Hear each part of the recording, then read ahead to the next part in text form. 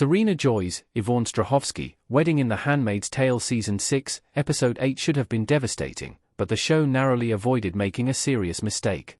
Much of the show's final season has been dedicated to June, Elizabeth Moss, planning a violent rebellion against Gilead's commanders. After multiple seasons of smaller-scale revolts and breaks from patriarchal order, the moment represents a significant leap forward for the handmaids, who have not been able to rebel en masse. While still trapped under Gilead's oppressive rule, Serena Joy establishes herself as an influential figure in the struggling nation. After suffering a painful marriage to Fred Waterford, Joseph finds, she initially seems uninterested in risking this again.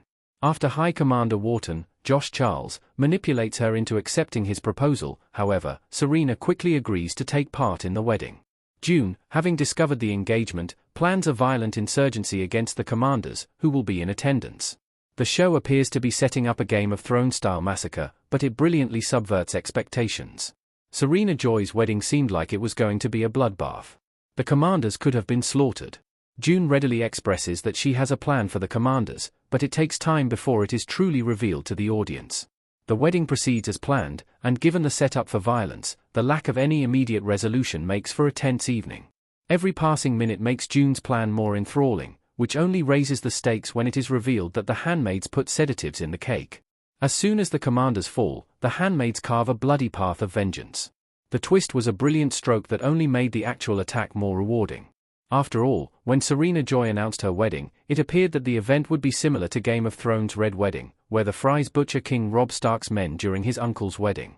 When that does not come, viewers are forced to reckon with their own expectations, which is what makes the scene so engaging. The handmaids seem poised to butcher many of the commanders, potentially by poisoning the wedding cake, but it never comes to be. It would be a major step forward in their revolution against Gilead, and it would also make for a tense and exciting scene. It also would have been even more literal in this show, as the handmaids' dresses would allow it to become a very literal red wedding, especially when combined with the inevitable bloodshed. The Handmaid's Tale's wedding approach was the right choice. There was no need to mimic Game of Thrones.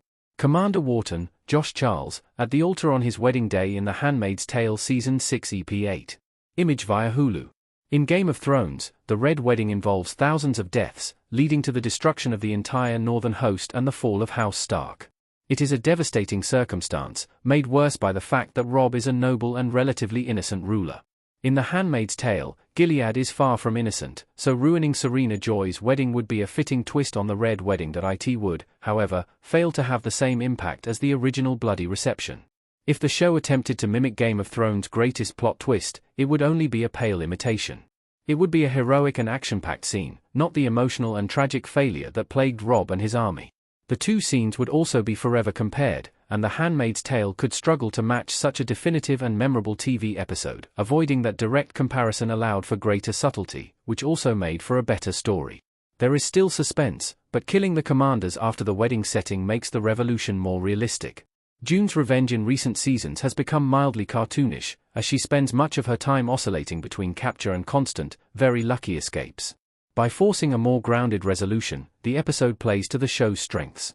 The sedative and the subsequent quiet killings represent a quiet rebellion, which is exactly what an army of handmaid assassins needs.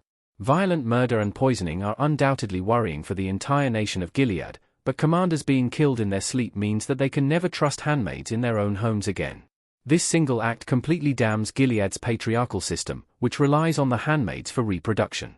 This approach was better for the handmaids, too. Any assassination would have endangered them.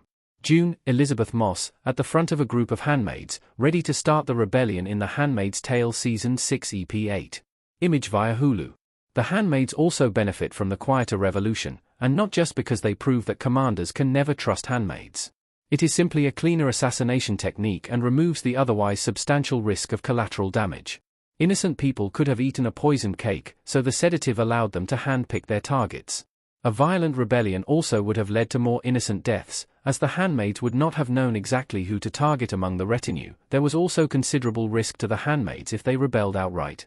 If there were a moment of extreme violence, then many of the handmaids would be put in a dangerous position. They would likely have been hurt or killed by the commanders, and these women have given enough without needing to endure more risk. The more grounded display of violence guaranteed their safety, while also ensuring that they would select the perfect targets. While The Handmaid's Tale may not have repeated the Red Wedding, it told a unique and clever story, which is why it works so well.